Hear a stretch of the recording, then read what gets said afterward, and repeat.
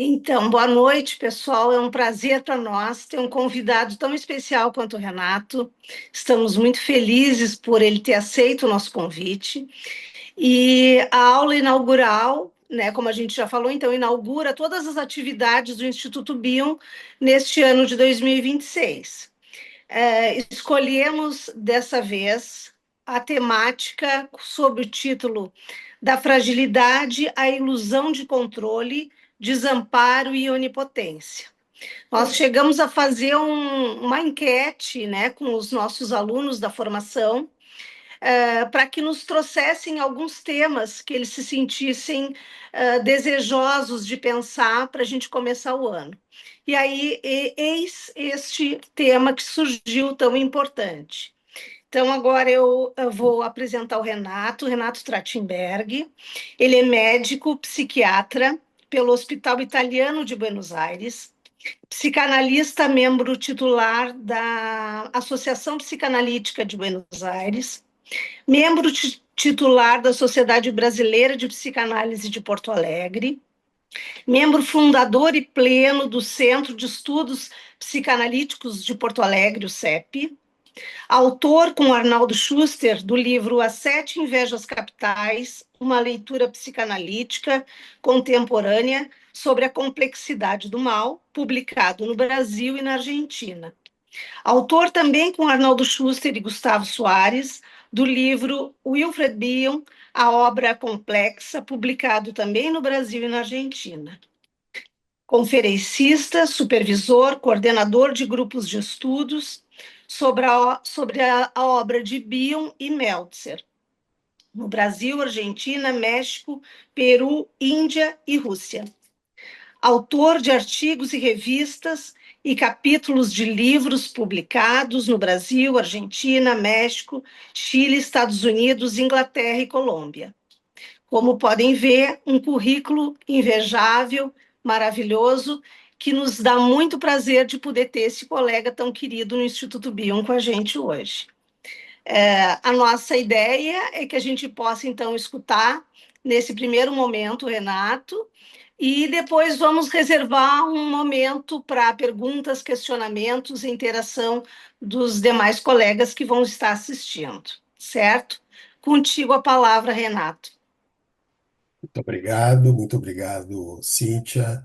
É um prazer estar aqui com vocês, novamente no Instituto Bion, instituição que eu tenho um carinho muito especial, não só pelo nome da instituição, mas também pelos diferentes colegas que fundaram e mantêm essa instituição viva, ativa e questionadora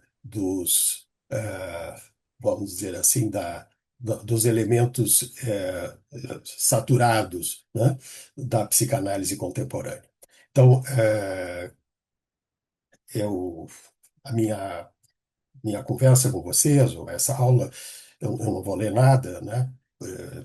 Vou falando um pouco também através das minhas associações, e começo talvez discutindo o próprio título, né? O título, na verdade, ele apresenta uma diferença muito importante, né? A primeira parte do título, a parte principal, fala da fragilidade à ilusão de controle. E a segunda parte do título fala desamparo e onipotência. Existe uma diferença importante entre esse A e esse E. A diferença fundamental aqui se baseia no modelo espectral que o Bion colocou desde o início da sua obra, né? Não chamando ainda de modelo, mas falando de um espectro, eh, o primeiro foi aquele, já, ainda no tempo das experiências com grupos, o modelo espectral narcisismo socialismo. Uma característica do modelo espectral, então, desde o início da obra do Bion, é essa dupla flecha que oscila faz a oscilação entre os polos do espectro, né? Então, se vamos usar o modelo espectral narcisismo socialismo, Eu diria que não existe uma evolução de narcisismo a socialismo, então não tem esse A. A dupla flecha neutraliza ou anula esse A, porque ela fala de uma oscilação, né? Então, e essa oscilação vai aparecer de uma forma ainda mais clara no conceitos, no modelo espectral, posição esquizoparanoide e posição depressiva, né? Que tem pouquíssimo a ver com essa forma, né, como a Melanie Klein conceitou essas duas posições.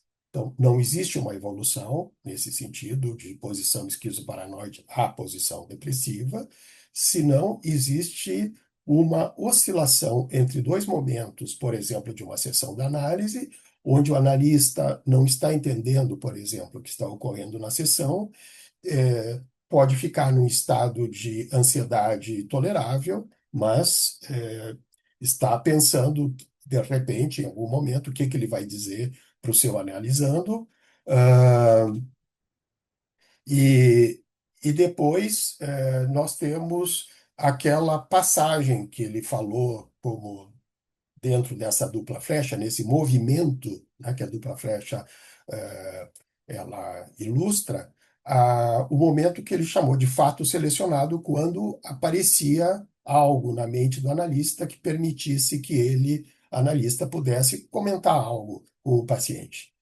trazendo uma espécie de satisfação em ambos, né? Eu estou falando de uma forma muito geral, não estou entrando em diferenças que existem aos milhares, mas que Renato, sim, Renato, desculpa te interromper, mas o pessoal está pedindo aqui no chat que tu possa falar um pouquinho mais perto do microfone, um pouco mais alto.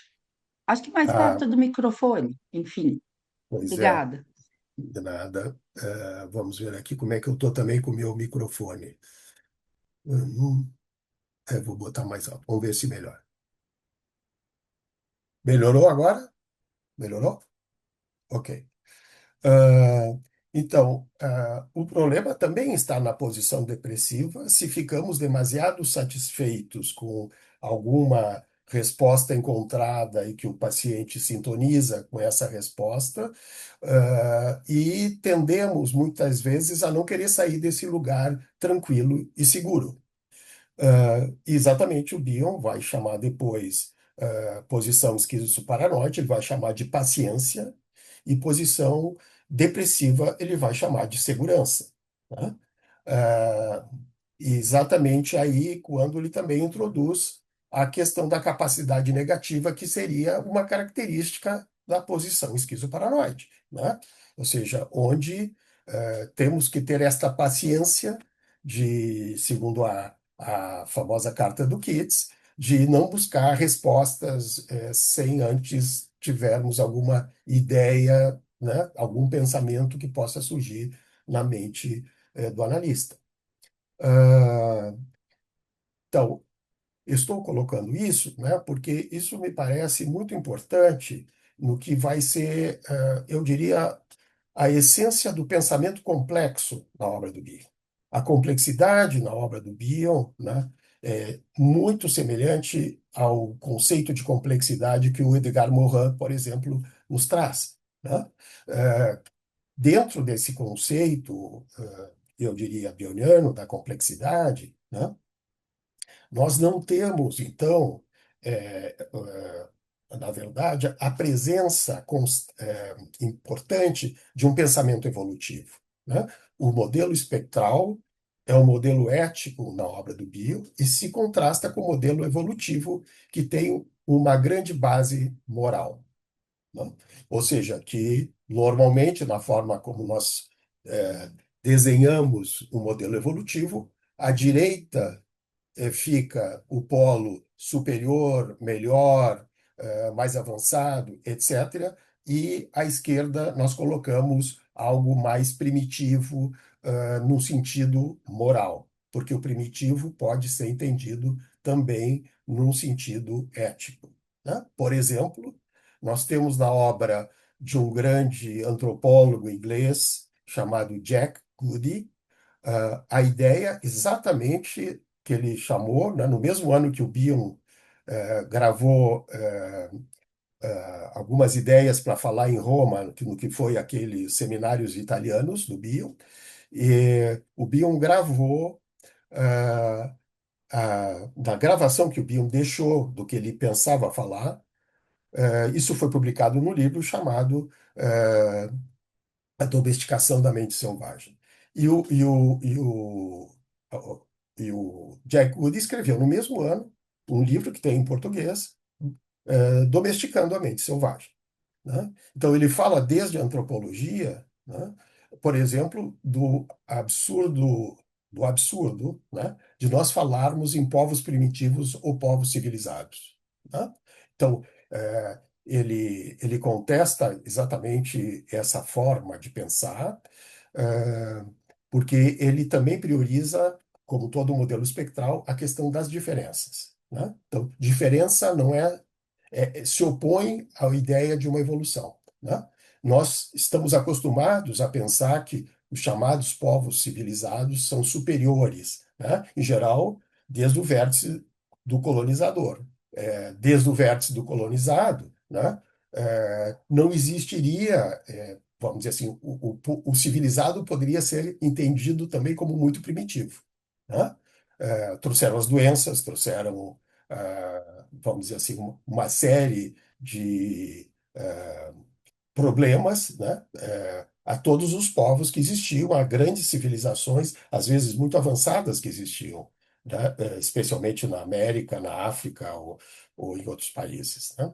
Então, falar de algo evolutivo implica numa visão moral, né? Festejar o descobrimento do Brasil implica numa decisão moral, né? Então, não tinha ninguém aqui antes, né? Então, a ideia própria de descoberta tem uma implicação moral. Ah, então, dentro da obra do Bion, né, essa noção ela vai se associar, então, aquilo que foi chamado por ele de simetrias, né? E que eu coloquei o termo, o adjetivo heterogêneas, porque isso me facilitou também no sentido de comunicar o que são as simetrias, né? Porque na psicanálise, simetrias que o Bion utiliza Sim, é um não, termo. soltar. Eita, ela apertou alguma coisa aqui. Tem o microfone aberto, Apertou a ó. barra de espaço, sabe? Acho que agora fechou. Por favor, pessoal, fechem os seus microfones. Ah, então, o que eu acho que eu estava dizendo, ah, eu estava colocando, então, essa ideia, né, do- das simetrias heterogêneas, porque me facilitou, traduzir de uma outra forma o conceito do bioma de simetrias, que vem muito mais da matemática, né, do que da psicanálise, né? Então, às vezes, simetrias não significam igualdade, significam algo que está simultâneo, né? É o conceito de inconsciente, por exemplo, agora me faltou o nome dele, do psicanalista chileno, bom, que era um grande conhecedor da matemática, e usou esse termo simetrias para definir o funcionamento do inconsciente e assimetria para definir o funcionamento do consciente. Isso é mais complicado, eu não vou entrar muito em detalhes nesse momento. Então, eu coloquei a ideia de simetrias heterogêneas, ou seja, diferenças. Os polos falam de diferenças, não de superioridades ou inferioridades. Então, pensar não como oposições, mas sim como diferenças, é fundamental no pensamento do Bion, né, dentro do modelo espectral. E isso se associa ainda mais, né, quando o Bion vai descrever, no final da sua obra, a ideia de cesura, né, que está desde o início, na própria dupla flecha, nós estamos falando da cesura, né? Esse movimento, né, esse corte e continuidade simultâneos que o Bion, como descreveu, né, utilizando a frase do Freud de inibição e sintoma e angústia do apêndice A, né, quando o Freud fala da impressionante cesura do nascimento. O Bion faz uma crítica ao Freud por usar a ideia do impressionante, porque a ideia do impressionante colocaria a cesura muito mais perto de um corte do que dessa simultaneidade de corte e continuidade. Ah, não sei se até aqui está claro, se vocês estão me acompanhando. Às vezes eu mesmo não estou me acompanhando, mas tudo bem, isso é outra história. Ah, então, é o mate branco, exato. Obrigado, Sandra. Então,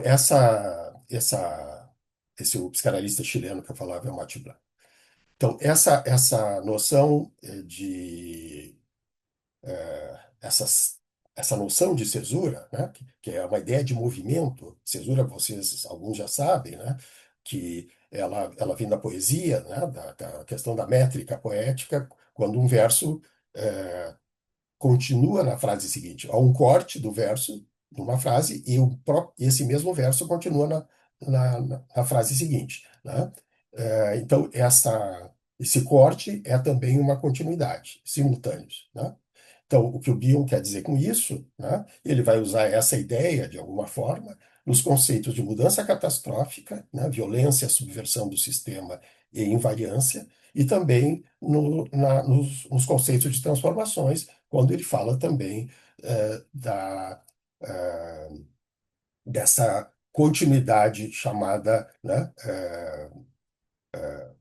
vamos dizer assim, eh, continuidade, ou como fazendo parte intrínseca de uma transformação, né? Ou seja, ah, então, isso questiona o conceito do Otto Rank, do trauma do nascimento, que era o que o Bion estava fazendo lá no Inibição, Sintoma e Angústia, né? Do Freud, 1926, centenário dessa obra do Freud, e que o Bion o Freud questionava a noção do trauma do nascimento do Otto Rank, exatamente utilizando essa noção de cesura, né? Existe mais continuidade entre a vida pré-natal e a vida pós-natal do que a impressionante cesura do nascimento pode nos fazer acreditar. É a frase mais ou menos do Freud. Então, essa ideia de corte e continuidade, o Bion toma e vai conceituar, então, a cesura como uma transformação que vem da dupla flecha, que passa pela noção de sonho no aprender da experiência, a barreira de contato no aprender da experiência, né? E vai evoluindo, então, até o momento que o Bion descreve o conceito de cesura numa frase assim que eu acho importantíssima, né? Que é aquela de interpretar a cesura, não a transferência, não a contratransferência, não o paciente não analisando, não o consciente, não o inconsciente, mas a cesura, o vínculo. Ou seja, essa ideia de vínculo na obra do Bion, que é diferente dos vínculos L, H e K, eh, faz com que ele também se inspire na obra do Martin Buber, né, no Eu, Tu, o Eu, tracinho Tu, que é um livro, talvez o mais importante da obra do Martin Buber, que quando o Martin Buber diz que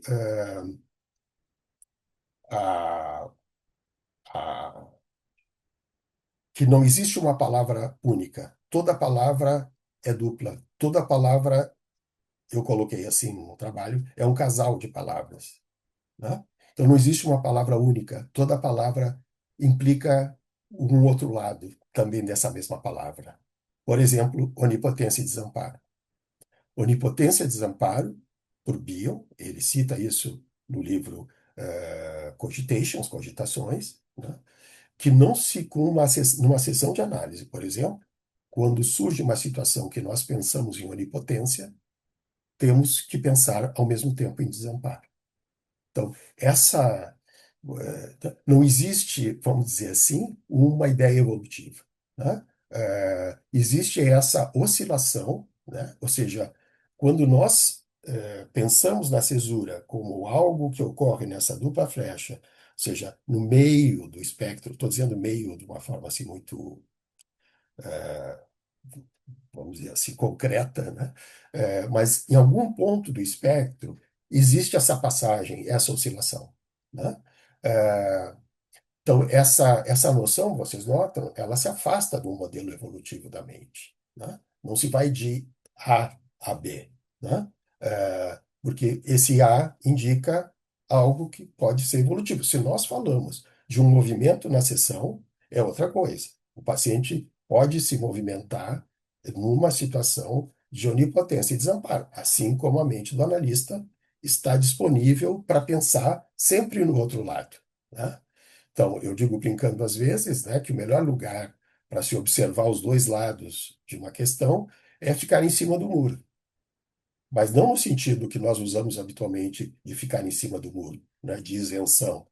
É ficar em cima do muro porque é o melhor lugar para ver os dois lados do muro, né?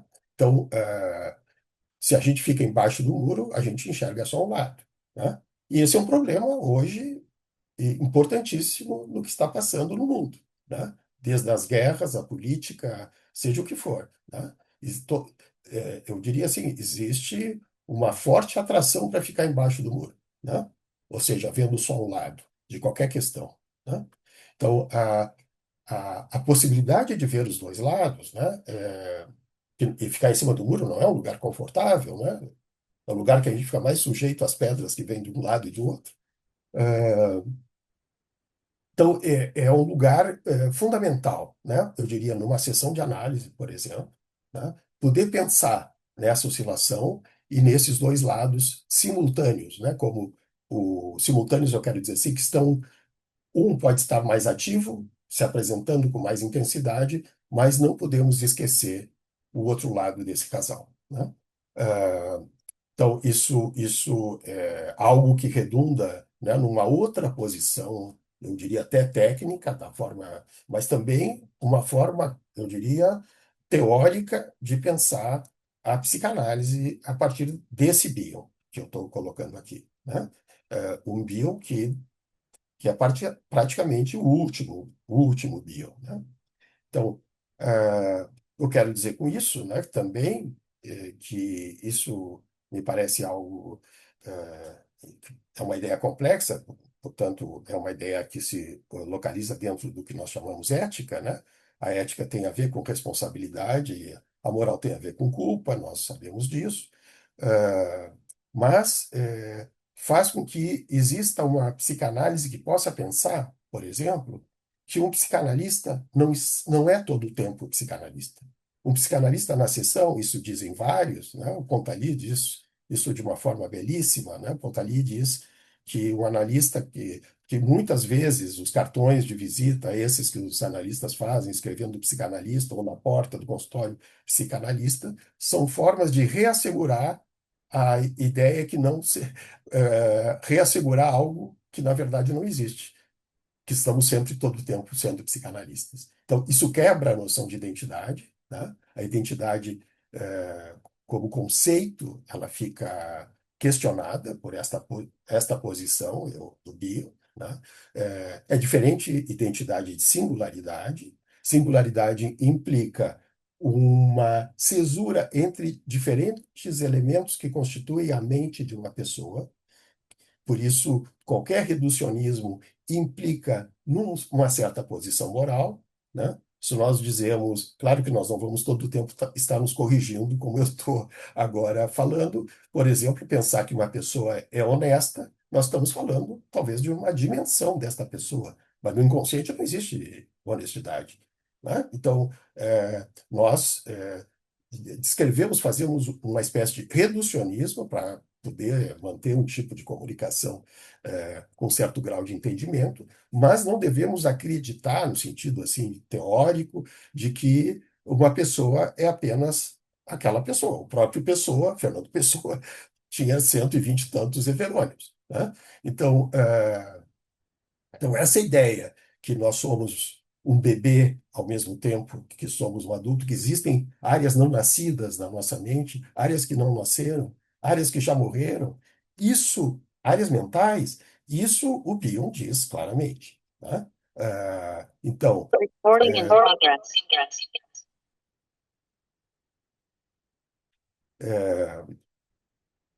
in progress, pensei em progressão, né? Que é a questão que nós estamos também questionando, né? Ordem em progresso, por exemplo.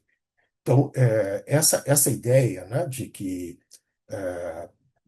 Nós somos, em alguns momentos de uma sessão, psicanalistas, em outros não somos, né?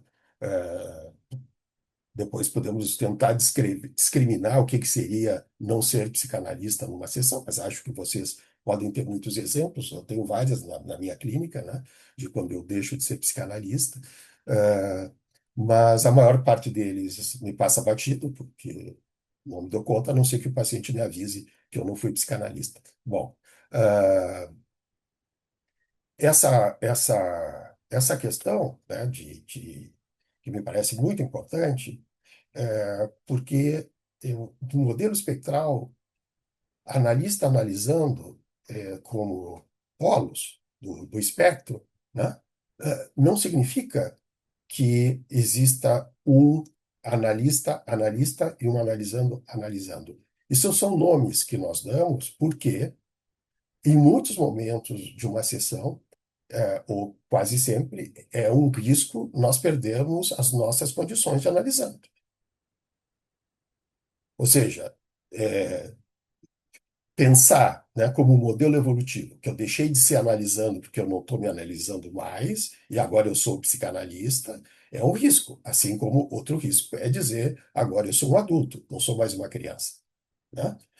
Isso serve para vários tipos de situações, mas na psicanálise, numa sessão de análise, eu digo que isso é um perigo. E às vezes um analisando exerce funções analíticas também. Um exemplo de quem vem a interpretação. Nós não sabemos de quem vem a interpretação.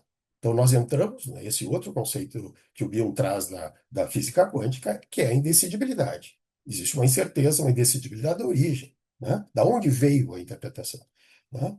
Ah, então, o analista pode até formular, né? Mas o paciente também, de um outro jeito, também pode formular suas interpretações, né? Então, onde nasceu essa interpretação é a mesma pergunta que poderíamos nos fazer quando nasce uma pessoa, né? Nós temos uma convenção que a pessoa nasceu tal dia, tal hora, está lá no cartório, tudo direitinho, né? Agora, se nós pensamos desde a psicanálise, nós não temos nenhuma ideia quando nasce uma pessoa, né? A pessoa pode nascer no desejo dos pais, e a pessoa pode nascer do desejo dos pais. E assim a gente pode ir, retroceder até o Big Bang, né? Se tivermos esse esforço. Mas muitos param ali no Adão e Eva para descansar um pouco, né? Porque também ficar assim nessa indecidibilidade permanente é muito doloroso, né? Quando começa uma análise? Quando começa uma análise? Então, no dia que o paciente entrou no consultório, no dia que o paciente nos avisou por WhatsApp, né, agora é assim, né, marcou hora pelo WhatsApp, no dia que o paciente sofreu alguma situação e esse sofrimento agora, anos depois, está levando ele para análise, né? Quando termina uma análise? Uma análise termina, né? É uma convenção também, tem uma dose de convenção.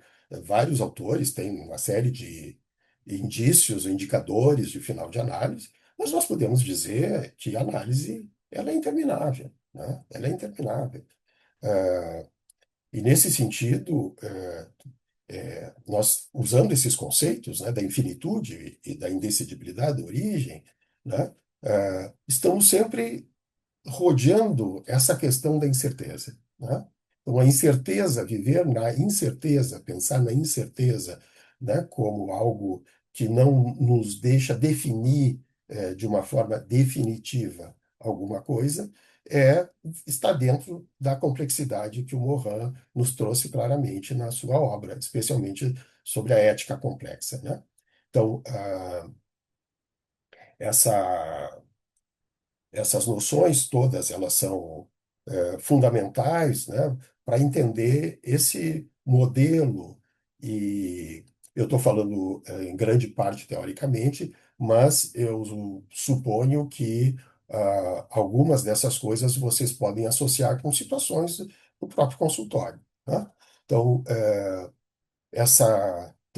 esses polos não evolutivos, né, me parece, como o Bill colocou, por exemplo, a questão da função psicanalítica da personalidade, né? Não é necessário ser psicanalista para ter função psicanalítica da personalidade. Essa é uma jogada que Bill fez lá no início da sua obra, e eu acho que se encaixa muito nisso que nós estamos falando, né? Função psicanalítica da personalidade seria uma função que qualquer pessoa poderia ter. É um potencial com o qual nós todos temos, né? E que algumas pessoas desenvolvem ou não desenvolvem, ou se atrofiam, ou eh, não chegam a adquirir essa conotação de uma função psicanalítica da personalidade que fica um pouco como uma dessas partes não nascidas ou já morridas. Eh, Então, eu acho que é uma questão bastante complexa, óbvio, né? Eu só estou falando de complexidade, e que talvez também traga muitas questões para que a gente possa conversar. Eh, Foi muito difícil para mim chegar a pensar tudo isso que eu estou pensando hoje, né? Não significa que amanhã, se vocês me convidarem para novamente falar aqui, que eu vou estar falando a mesma coisa, né? Como numa sessão de análise, né? Sem memória, sem desejo e sem necessidade de compreensão. Ah, Então, esta questão que eu estou levantando, né, nos leva a rever toda uma série de conceitos que o Bion começou a rever também, né? Por exemplo, a ideia de processo primário evoluindo a processo secundário, né? A ideia de posição esquizoparanoide evoluindo para uma posição depressiva, né? Ah, então, essas noções evolutivas de narcisismo aédico, né? Essa é uma outra noção não complexa, né? Ela obedece a uma ética simples, diria o Morgan, ou seja, algo moral, né? Ou seja, não existe uma passagem nesse de narcisismo a Édipo, a não ser que possamos falar da mesma forma de Édipo a Narciso, né? O próprio Édipo era um narcisista. Eh, e Bion trabalha isso no texto sobre arrogância, né? Eu estou exagerando, dizendo que ele era um narcisista, porque eu estou contrariando tudo que eu estou dizendo. Ele tinha uma passagem oscilante, né? O Édipo em Colono, no meu modo de ver, é, é o Édipo da complexidade, né? Porque a cegueira do Édipo, né? A cegueira do Édipo, ela implica aquilo que na antiga Grécia se pensava como um exemplo da sabedoria. Os sábios na antiga Grécia todos eram cegos, né? Os grandes sábios. Então, essa cegueira artificial que falou o Freud, que o Bion também retomou, né? Essa cegueira que não depende do olhar sensorial, depende de um outro olhar, né? Aí entra a questão das intuições também, né? Quando o Bion diferencia ah, a figura, o trabalho do médico do trabalho do psicanalista, ele diferencia dizendo que o médico tem que usar todos os elementos da sensorialidade no seu trato com o paciente. Agora, na psicanálise, o Bion coloca como o exemplo de sensorialidade, entre aspas, a intuição, né? Isso está no atenção e interpretação. Eu posso falar horas sobre intuição, não vou falar agora, né? Já escrevi muito sobre isso e teria muita coisa para dizer, mas eu acho que foge um pouco da nossa conversa de hoje, pelo menos na forma como eu pensei. Então, outra questão, né, o que é positivo ou negativo? Né? Porque o conceito evolutivo se pensa do negativo ao positivo. Mas se nós sairmos do modelo evolutivo, nós vamos pensar que a transferência negativa é pior do que a transferência positiva? Ou são duas situações emocionais numa sessão de análise que um paciente pode ter, né? E tem, né? Então, como é que nós chamamos, né? Por que algo é positivo? E de que nós estamos falando? O Bion coloca amor e ódio dentro do mesmo lado. São vínculos positivos. Ou seja, é, achar que o ódio tem que se desligar do amor, isso serve para as religiões, para algumas, enfim, algum tipo de idealização, mas o Bion não diz isso, que a psicanálise vai transformar o ódio em amor. Tá? O Bion vai falar de uma convivência possível entre essas duas experiências emocionais, né? Que uma não destrua a outra. Né? Que o amor, esse idealizado, não afogue o ódio, né? E que o ódio não destrua o amor. Né? Para isso, o Bion deixou os vínculos negativos, de menos ódio, menos amor, menos necessidade de compreensão. Vocês notam que eu vou falando, e à medida que eu vou pensando, associando, enfim, eh, temos uma espécie de continuidade entre vários temas da obra do Bion, né, que se inserem nesse, não vou chamar de paradigma, né, mas nesta forma de pensar a psicanálise que eu acho que o Bion nos propõe, especialmente a partir da sua ida para os Estados Unidos em 68, né? Então, eu não sei se eu continuo mais um pouco, ou poderíamos parar aqui. O que a Cláudia acha? Nós temos até às 10, Renato. Ah, Ah, Cíntia, podemos continuar mais um pouco e abrir, quem sabe, para o pessoal poder perguntar. continuar mais um pouco, eu vou continuar então 10 minutos, vamos dizer assim, pode ser? Isso, é. Certo. Não sei se tanto, né? Mas eu acho muito interessante, né, quando nós falamos, então, de uma psicanálise trilógica, como eu chamo, né? A trilogia do Bion, eu chamo de uma trilógica e utilizo a ideia da trilogia do Bion como uma lógica que não é somente isso ou aquilo, né? Então, uma lógica isso e aquilo. Há alguma coisa no meio, que aqui nós estamos chamando de cesura, que faz a passagem. Então, essa passagem hoje ocupa um lugar muito importante na psicanálise, né? O pessoal que trabalha com vincularidade, as questões do que se chama entre, né? O entre é uma instância com, vamos dizer assim, com nome e direito, agora entre os polos ou entre duas possibilidades, né? Quando o Buber disse, né,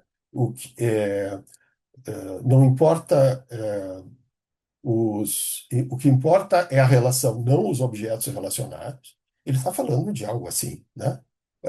Antes do Bion falar, inclusive. Né? Com a cesura, acho que o Bion está falando de algo assim. Né? O filósofo argentino Alejandro Tortorelli diz que não é a mãe que recebe o bebê, é o nascimento que recebe aos dois. Ela está falando de um entre. Aliás, o título do trabalho dela é Entre, né? Ou seja, existe algo que não está num polo ou no outro, que está entre. Os dois nascem no nascimento do bebê, né? Mãe e bebê, né? É o psicanalista que recebe o seu paciente ou é a psicanálise que recebe os dois? Então, essas questões vão nos tirando de uma via ah, bidimensional ou bilógica, né? E passamos a uma trilógica, que eu uso também o termo trilogia, né? Que muitos grupos já feitos, né, de leitura da memória do futuro, e a gente trabalha muito isso no grupo, né? Sempre nos grupos. Ah, é um texto de leitura, não é um texto de estudos, né? Então, eu não chamo, na verdade, grupo de estudos, eu chamo de grupos de leitura da memória do futuro. Porque exatamente o que se trabalha aí é tudo isso que nós estamos falando hoje aqui, né? Então, nós temos uma, uma lógica, né, que sempre traz um terceiro para essa dupla, que é o que o Bill chamou cesura, o vínculo, né? Ah, ou que o Martin Buber chamou de relação, né? Que relaciona objetos, mas que o importante é a relação. A forma como oscila, né? Essas diferentes possibilidades entre os polos, né? De um espectro. Narcisismo, socialismo, e com isso eu vou terminar como eu comecei. Narcisismo, socialismo. Ah, narcisismo, socialismo, significa, né, se nós pensamos no vínculo, nesse entre, né, nós pensamos num outro termo. Eu e o grupo, né, que em última instância está implícito no narcisismo e socialismo, eu e o grupo, eu chamaria essa relação, essa cesura, de solidariedade. Eu não posso ter solidariedade só com o grupo sem ter uma solidariedade comigo. Se eu tenho só com o grupo, eu vou chamar isso de altruísmo. Se é só comigo que eu tenho essa solidariedade, eu vou chamar de egoísmo, né? Então, nós temos que nos traz uma série de outras possibilidades, né? Pensar nesses termos, né? Eh, quando se aproxima muito de um desses polos, né, nós temos esse tipo de problemas. Vai se perdendo algo que une, que articula, né? Então, estamos fora da ideia de isso é bom, isso é mal. Narcisismo, o André Grim fala de narcisismo de vida, né? Então, é, quando o narcisismo tem essa possibilidade de trocas, né, com o socialismo, né, nós temos aqui também a ideia de uma autoestima que se articula com uma heteroestima, vamos dizer assim, com o grupo. Nos extremos, também, se vamos falar do grupo, é o extremo da massificação.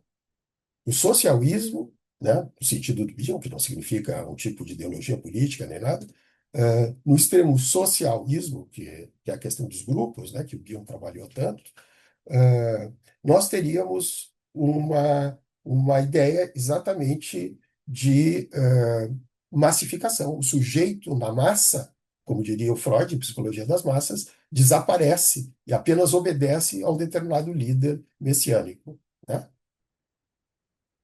Bom, agora eu, agora eu vou trabalhar, porque agora eu vou ter que Buenas. responder. Então, agora abrimos para os colegas poderem trazer suas considerações, seus questionamentos, né? Te agradecer por enquanto, Renato. Obrigado. Muitas palminhas pelo que eu estou vendo aqui.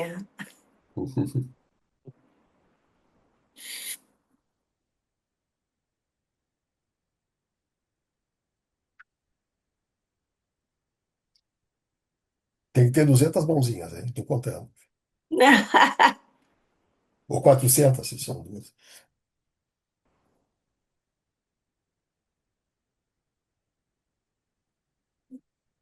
Agora tem outras aí.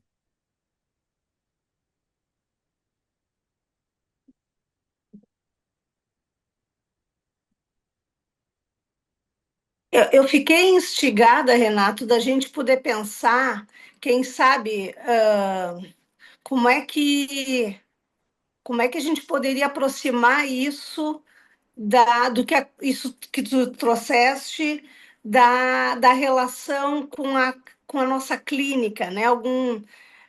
Algum exemplo sem necessariamente, né, falar de alguém, né? Mas podendo trazer algo que nos aproxime para entender essas questões que tu trouxesse até aqui.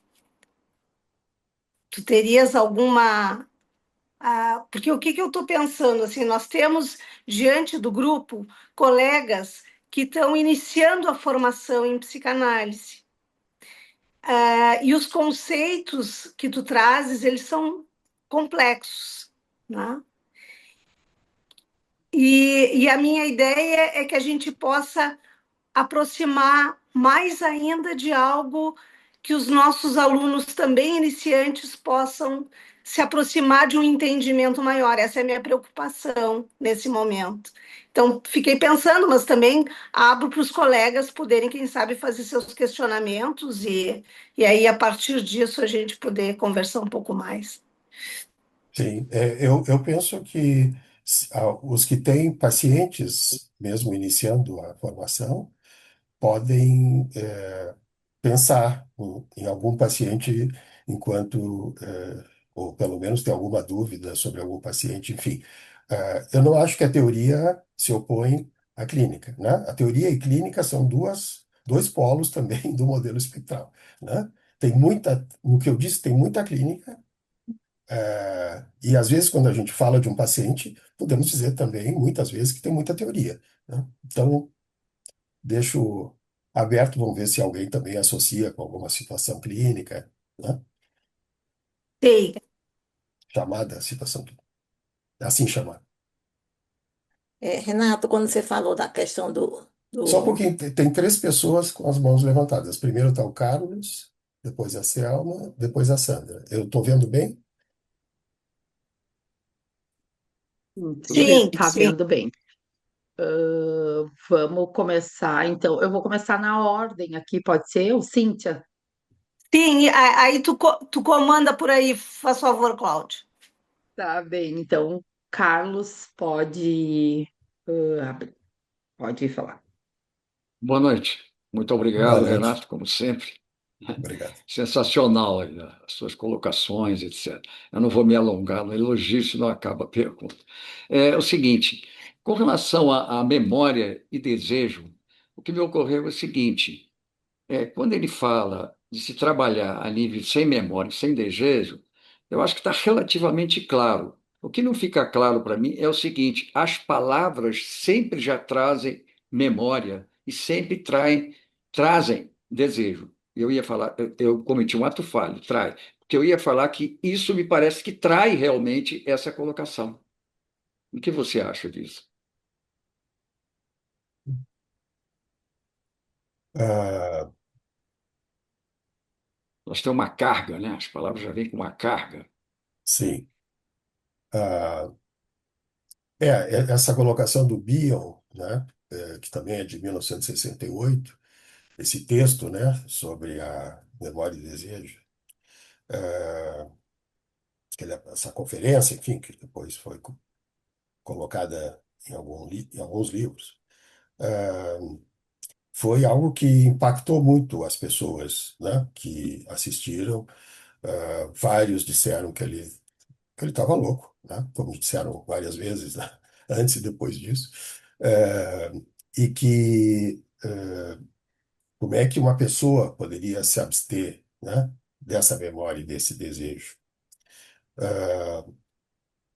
Ele esclarece isso, né? O desejo ele reduziu, por exemplo, como um exemplo, um desejo que a sessão termine, né? Mas eu considero também um desejo problemático o desejo que o paciente melhore. Isso na medicina me parece fundamental, mas na psicanálise, e o Bion coloca assim, né? Eu acho que existe uma diferença muito grande entre expectativa e esperança. O desejo que o paciente melhore, eu incluiria dentro das expectativas. Então, eu chamaria expectativa o desejo.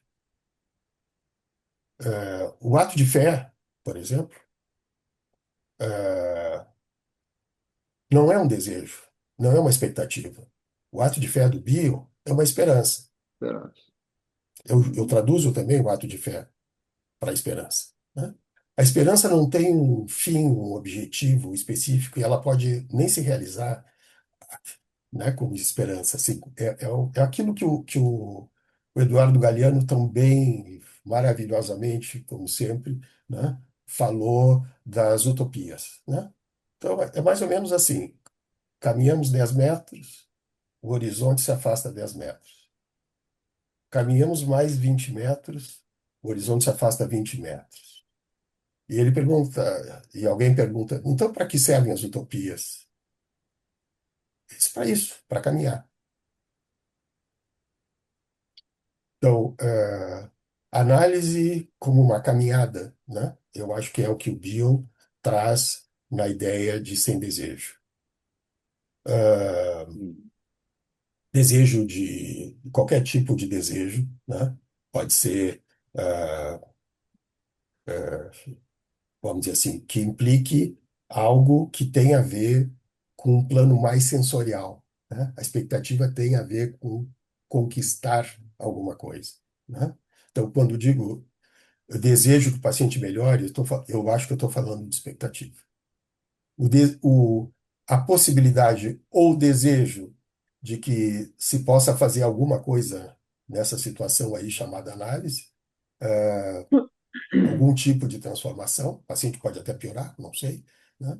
Eu chamaria de esperança, né? Então, a mesma coisa em relação à memória, né? Ou seja, muitas pessoas entendem, por exemplo, me questionaram até quando eu falei que um pensamento do Freud, uma frase do Bion, ou uma frase da Melanie Klein, ou do Winnicott, etc., que me apareça como associação livre numa sessão, não é memória. Porque as pessoas tenderam a questionar teoria como equivalente à memória. E teoria não é equivalente à memória se algo surge como associação. Tá? Então, por que que me surgiu? Bom, depois eu vou ver o paciente, né? De repente, ah, algo que parece que não é, mais ou menos me faz lembrar agora a famosa pintura, né, do Picasso, do quadro da Gertrude Stein, né, que ela pergunta para ele, depois ele pinta a Gertrude Stein, e, e ela diz para ele, mas essa aí não sou eu. E o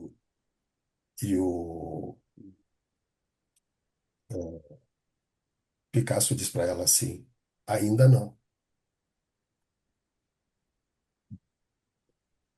Então, ou seja, eh, eu também estou associando ao te responder, né?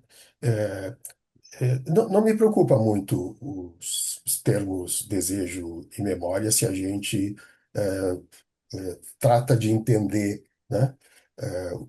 De que o Bion está falando realmente quando ele fala de desejo e memória. Mas, enfim, temos outras opiniões, certamente a tua talvez não seja a mesma que a minha. Tá bom, muito obrigado. De nada. Agora, Selma. Selmi, por É, favor, pode. obrigada. Quando você falou sobre dos que descobriram o Brasil, que acharam que descobriram, né? Essa semana eu recebi uns livros da editora. Eu não sei se é essa pronúncia, Ubu, não sei qual é. Que diz assim: os europeus aportaram no Brasil há pouco mais de 500 anos. Os povos indígenas vivem no Brasil há mais de 12 mil anos, né? Então, quem descobriu quem, né? E aí, quando a colega Cíntia fala sobre que tem colegas aqui que começaram a formação e que se conseguia trazer essa complexidade do bio mais para próximo deles, é, eu me fiz essa pergunta assim, como é que o bio nasceu em mim, independente de eu ter feito seminário de bio ou estar estudando com o Renato em um. E aí eu me lembrei de uma pacientezinha que eu tive num abrigo, né? Onde ela, eu acho que ela me ensinou a ir para um espaço é, que não é, ela mesmo dentro do abrigo, a gente ia para um espaço que não era o abrigo e não estava fora do abrigo. E era o vínculo, né? Que é a cesura. E aí houve a transformação dela e minha também. E aí, então ela me ensinou que eu posso ir para qualquer sessão sem memória, sem desejo, sem compreensão prévia e acreditar nessa experiência emocional, que algo vai surgir. Eu acho que é isso. Obrigado, Selma. Obrigado.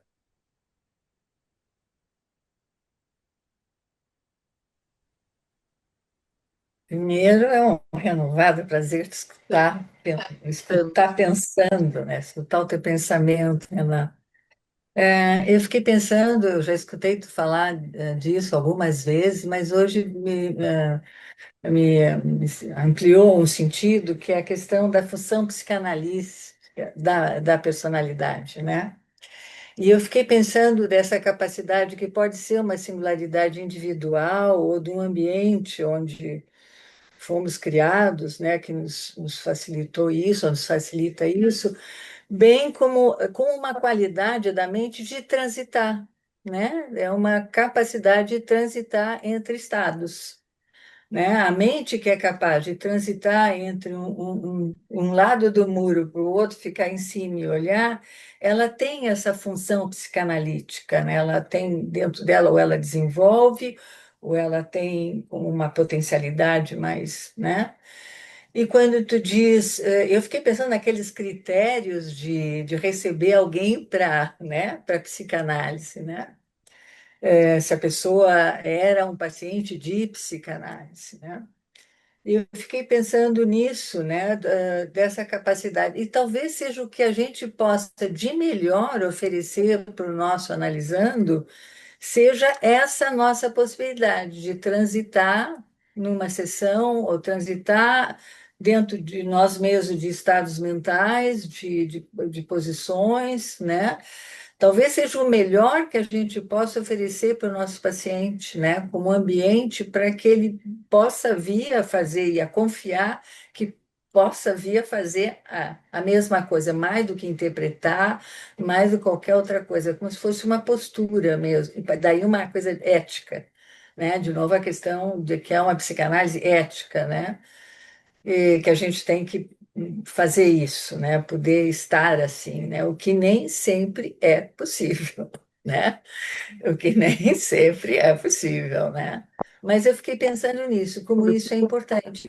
Isso é o trânsito, é uma função da personalidade que vem singular, ou se constrói, ou é construída no processo psicanalítico, numa relação, né?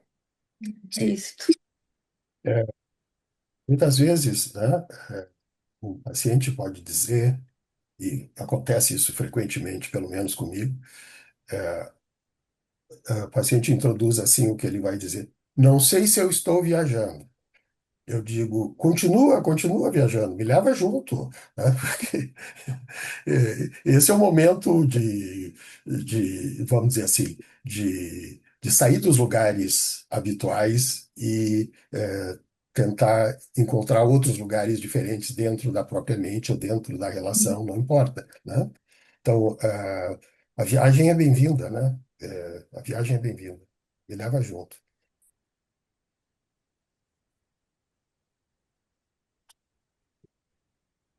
Acho que é a Marta agora. Ah, tá. Pode falar. Oi, tudo bom, Renato? Que Tudo bom bom, te querido? ouvir as tuas reflexões, a tua construção. Muito, muito bom. E eu me ocupo assim, né? Queria colocar o seguinte, né, eu estava pensando, estão me ouvindo? Estou te ouvindo. Ah, tá. Agora fecharam. Estava pensando assim, né, como é importante, né, a resistência assim da ideia nova, né? Como é importante o trabalho de manter a ideia nova, né, trabalhando assim, porque isso tudo que tu colocas, eu fico pensando que as nossas perguntas mudam todas, né, porque na verdade o problema é não oscilar, o problema passa a ser a não oscilação, né? Sim. E isso é muito sério, assim, é muito complexo, né? Às vezes a gente ouve muito a procura da patologia, né? E dentro dessas ideias que tu traz, o problema é esse, né? Me parece assim, é a não oscilação. Então eu fiquei pensando nessa questão assim, mesmo que isso esteja sendo pensado há bastante tempo, é uma ideia nova, né? Que contrapõe muito essa questão da ideia evolutiva, a ideia de uma coisa vir depois da outra. É muito arraigado isso no pensamento, né? Então, assim, é muito bom escutar essa ampliação dessa ideia da oscilação, da dupla flecha, né? Uhum. Que... Porque muda tudo, na verdade. Fiquei pensando nisso, assim. É, eu tenho, claro, o que tu dizes vai numa direção muito próxima, né? Aquilo que eu tentei transmitir, né? Mas eu queria também falar de uma tolerância que nós temos que ter às ideias velhas. Ou seja, tolerância às ideias velhas significa aqui o que aquilo que o paciente não consegue mudar, né? Ou seja, o paciente não, por resistências, chamando resistências, né? Dificuldades, porque a resistência ela é um valor muito importante, tem um valor muito importante no ser humano, né? Ou seja, não precisava, claro, uma resistência ser como a da não aceitação do paradigma ah, copernicano durante mais de 500 anos, né? Porque o paradigma ptolomaico era, vamos dizer assim, protegido pela igreja, né? Ou seja, a igreja não queria saber que a Terra gira em torno do Sol, né? E isso durou 500 anos, né? Então, esse tipo de resistência social, cultural, etc., eh, também tem um caráter de proteção, né? Eu diria assim, um paciente eh, que talvez não possa aceitar algo num tempo X, ele possivelmente, anos depois, ele vai dizer aquilo que a gente disse como se fosse dele, né? Isso não é roubo de ideias, né? É porque o paciente realmente, naquele momento, está dizendo verdadeiramente algo que ele sente.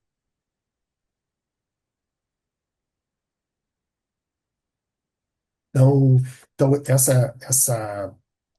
eh, essa tua participação, colaboração, né? Eu acho que eh, eh, enfatiza algo muito importante que é a ideia nova, né? Mas a ideia nova, ela muitas vezes, eh, para ser suportada, ela tem que ficar encostadinha num canto, assim, na mente do paciente.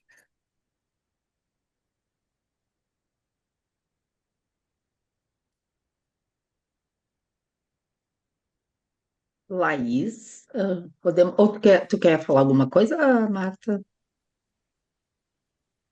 Não.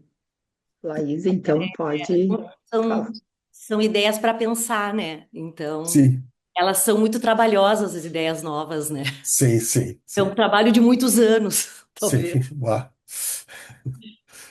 Eu sei o que que é isso. Comigo, né?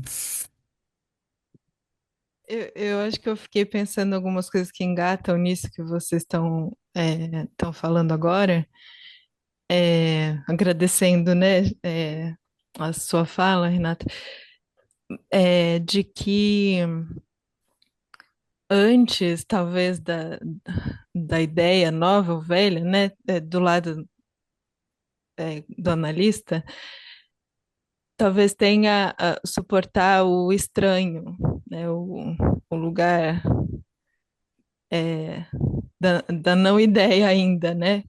Daquilo que ainda não é, né? É, naqueles momentos em que você sai da sessão e fala, nossa, o que que aconteceu aqui, né? É, em que você se vê é, m- com sessões muito diferentes, com pacientes diferentes, e você fala, será que tá certo isso, né? Será que estou fazendo psicanálise? Quantas perguntas a gente não fica se fazendo que são estranhamentos que a gente sente, né, em momentos da sessão, na sessão, na relação com o paciente, e que, sei lá, só muito depois talvez você vá conseguir ir começando a tatear algumas coisas, né? Sim, estou de acordo, sim. É um processo, né? É um processo. Mas é interessante a colocação do estranho, né? Aqui, pensei no texto do estranho, do Freud, né? É, e toda a literatura do século XIX, que é praticamente o século do estranho, né? Desde a Mary Shelley com o Frankenstein, antes o Dr. Fausto, quero dizer, do Goethe, depois, enfim, toda aquela uma série de outros, o Stevenson, né?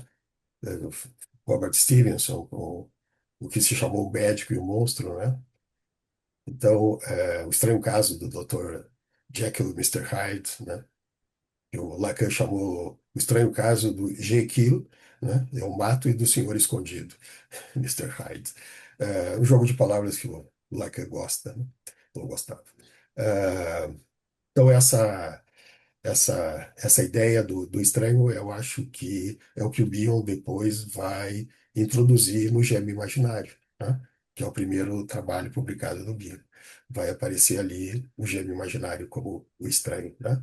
O estranho, ele levou muito tempo para ser colocado dentro do próprio sujeito, né? Por exemplo, o tem vários livros importantes, várias obras importantes, que o estranho é algo que vem de fora, né? Não está no próprio sujeito, mas é incorporado, vem e invade o sujeito. Aqui nós estamos falando já, por exemplo, no caso da Mary Shelley com o Frankenstein, né? Existe, isso foi totalmente distorcido, né? Porque o Frankenstein era o médico que criou o monstro. Ela não fala de Dr. Frankenstein ou Frankenstein, o monstro. Depois, o monstro passou a ser o Frankenstein, né?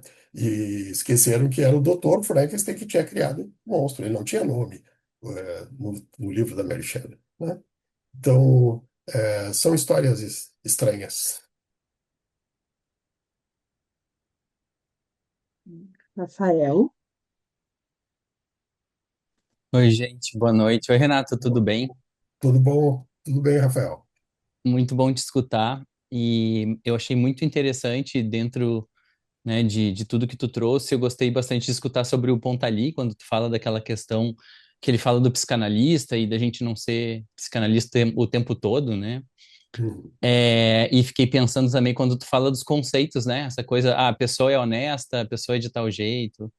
E fiquei pensando o quanto a gente observar a partir da complexidade nos dá a possibilidade de a gente não se fixar, né, nesses conceitos, né? Eu fiquei pensando, inclusive, nesse espectro que tu traz já inicialmente entre o desamparo e a onipotência, né? Essa dupla, esse binômio tão central, né, para o nosso trabalho com a psicanálise.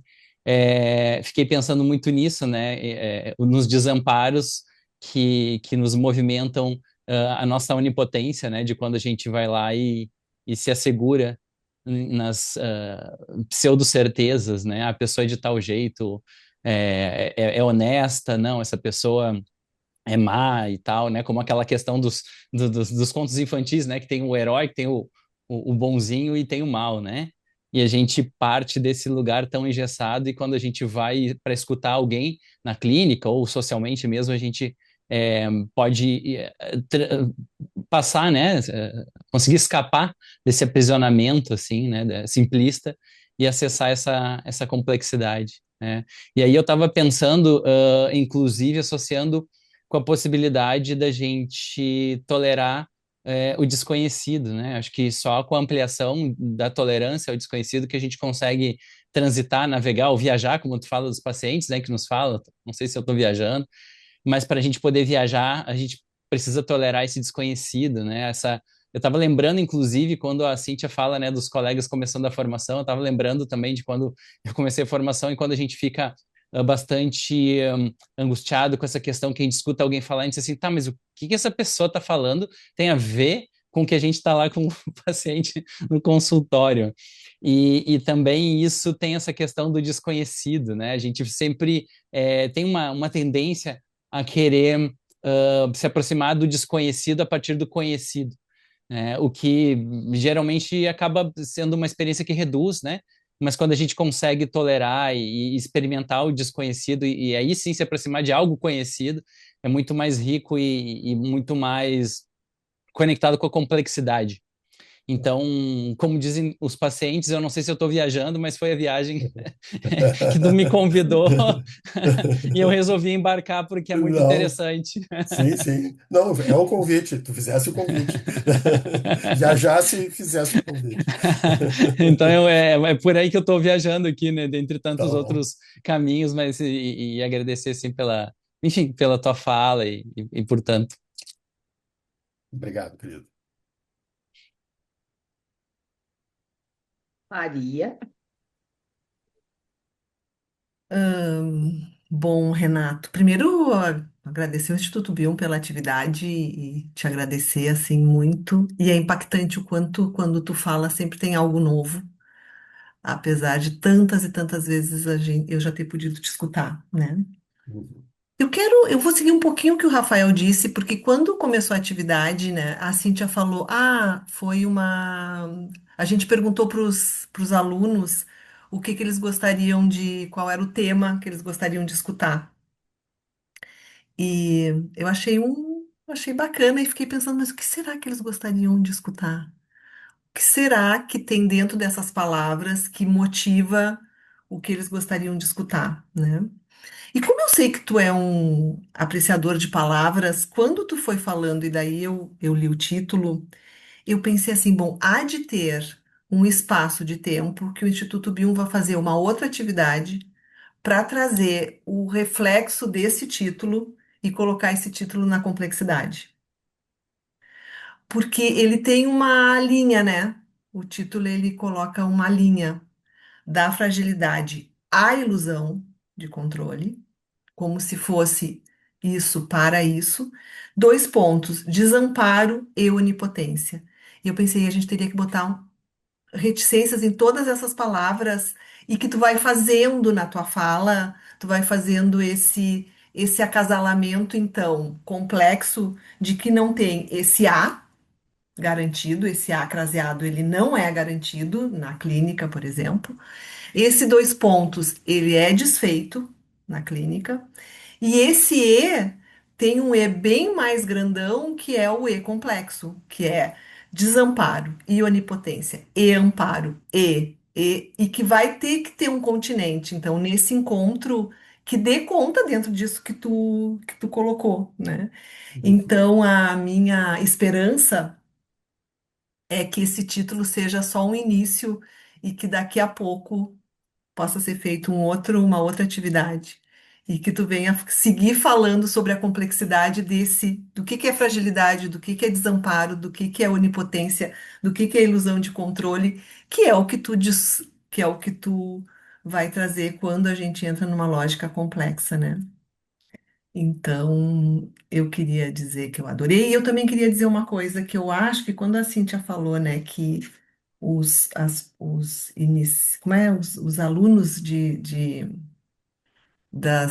do início, né?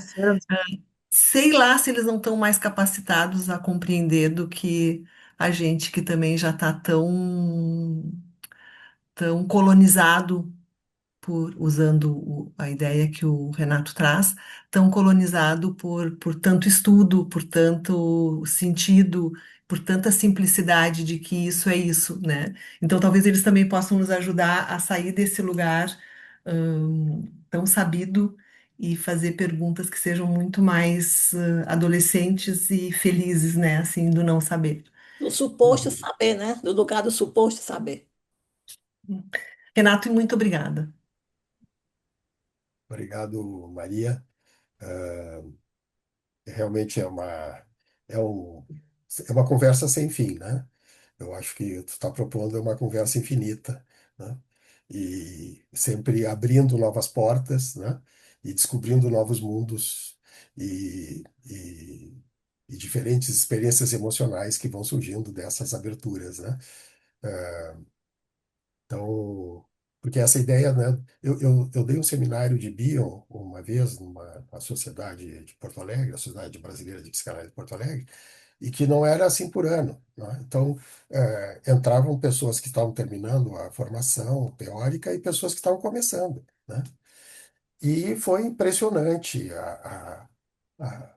a possibilidade dessas pessoas que estavam começando, né, de trazerem questões, aquelas que aparentemente já sabidas pela maioria do grupo, ou por uma parte do grupo, né, mas que provocou uma nova, eh, uma nova expansão, né? Então, essas noções, né, de começo e de fim, elas são, ou de início e algo mais evoluído, né? Elas sempre nos tiram essa possibilidade de manter essa visão espectral entre o novo e o antigo como algo que tem que ter uma interrelação. Tem uma experiência, né, que tem que se fertilizar com aquilo que ainda não foi perguntado, ainda não foi questionado, né, e a gente funcionar um pouco como o, aquele menino da roupa nova do rei, né? Ó, o rei está nu. Todo mundo pensa que está bem vestido. Não, o rei está nu. Antes de passar para Solange, eu só quero dizer, Patrícia, anota aí. Obrigada, Maria, pela sugestão. Já vai ficar anotado. E queria dizer também que eu acho que é interessante o nosso modelo do nosso curso de formação é assim, não necessariamente a pessoa entra no primeiro semestre e segue, né? Ela pode entrar num outro semestre e segue essa lógica, assim, né? A gente pensa nesse sentido. Igual. Solange, Bem, muito obrigada, adorei te escutar, adorei essa troca, essas ideias e, enfim, a questão do título, né, da fragilidade, a ilusão de controle e desamparo e onipotência me fez pensar num atendimento, né, numa paciente, ela está vivendo um luto, né, a perda de um companheiro de toda uma vida, e ela começou a análise comigo há um tempo, a questão de um ano, e tem sido sempre essa questão de muita raiva, né? Raiva de todo mundo, das pessoas que ela encontra no metrô, das pessoas que ela encontra no elevador, muita revolta, né? E, é, e que me fez pensar nisso, né? Na questão do quanto ela está fragilizada, o quanto ela está se sentindo é, desamparada, né? E agora o que você falou, né, do quanto é importante para o analista esperar, né, não invadir, né, com tentativas de criar momentos, né, quer dizer, não seria impossível fazer isso, né? Seria desrespeitoso, sem ética. Então, é mais assim, acolher aquilo ali, e esperar o tempo dela, né? Esvaziar essa, né?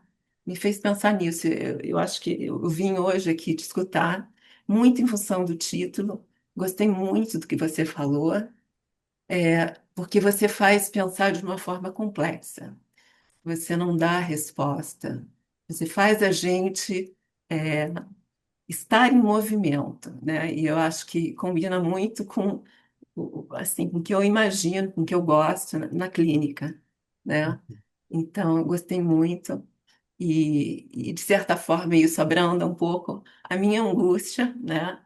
Porque às vezes a gente quer a gente, no fundo, eu acho assim que cada um de nós, né, acho que por mais supervisão, análise, a gente na hora ali você está vivendo uma solidão, né? É um momento ali, é você com o paciente, né? Uhum. E aí você tem que buscar assim a nossa experiência de vida, as nossas dores, como a gente conseguiu lidar, né? E a Uhum. teoria tem que estar junto, ao lado, não à É, frente, né? sim, sim, Nos cegando, nos ensurdecendo, né? sim. Eu penso assim, e gostei muito de te ouvir. Muito obrigado, Solange. Obrigado. Obrigado.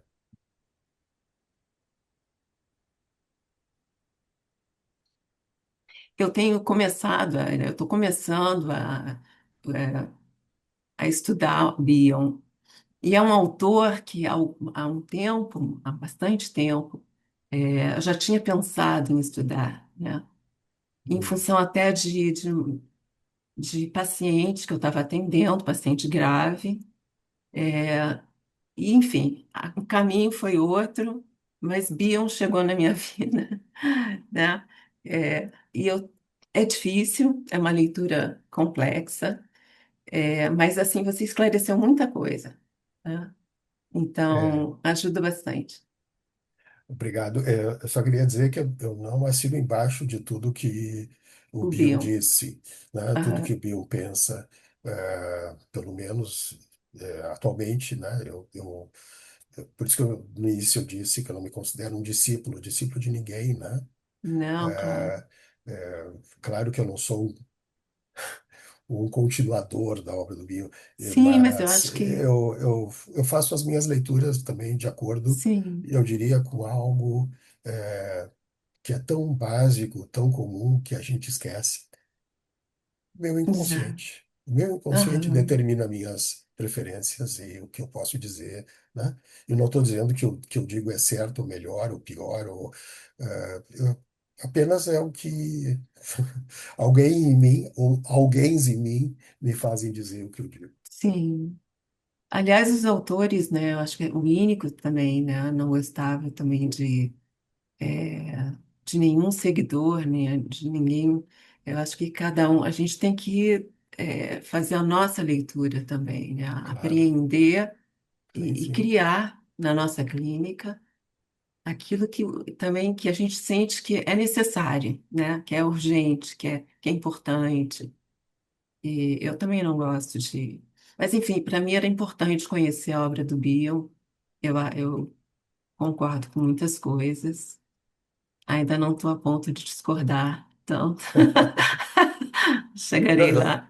eu sigo concordando com muitas coisas e as minhas Sim, discordâncias não são mas é tantas. bom, né? É bom discordar também, né? Sim, sim, sim. Como com qualquer Sim, analista, né? Qualquer análise. exato. Porque eu encontrei Bion no meio do caminho, né? Vamos dizer assim, eu precisava, em determinado momento da minha vida psicanalítica, eu sentia que tinha coisas que estavam começando a pensar, mas não encontrava aquilo em nenhuma obra de nenhum autor. Aí, de repente, eu encontro no meio da ponte, né? Para usar a ideia do ponta ali, da ponte, né? Desse entre, né? Encontrei na metade do caminho essas palavras do Bion, as ideias do Bion, e, bom, como alguns já também sentiram, eu comecei a me analisar com ele, né? Nesse momento desse encontro hipotético, né? Eh, Uhum. e que, bom, alguém está dizendo as palavras que eu não conseguia dizer, não conseguia escutar de mim mesmo ou de outros.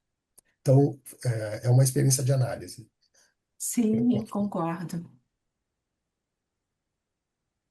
Obrigada. Buenas, buenas, pessoal. Eu fico com a parte de uma certa forma chata, né, de encerrar, mas é importante a gente também poder ter esse momento, e eu quero muito agradecer, então, ao Renato por essa disponibilidade de trazer para a gente esse tema e essa reflexão complexa que nos instigou a seguir pensando e, como disse a Maria, querendo mais até, né? Que a gente siga por esse caminho, por essa temática. Eu quero aproveitar, então, primeiro agradecer muito o Renato e quero aproveitar esse momento também para dizer da nossa agenda ainda em março e abril no Instituto Bion, e convidá-los, né, a participar.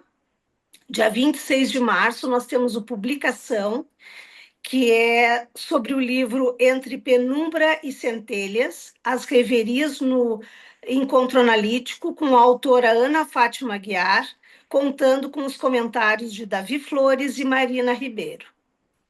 Dia 28 de março, nós temos o Cine Bio, debate sobre o filme Relatos Selvagens, e é um encontro presencial no Instituto Bion com o psicanalista João Luiz Costa Ribeiro.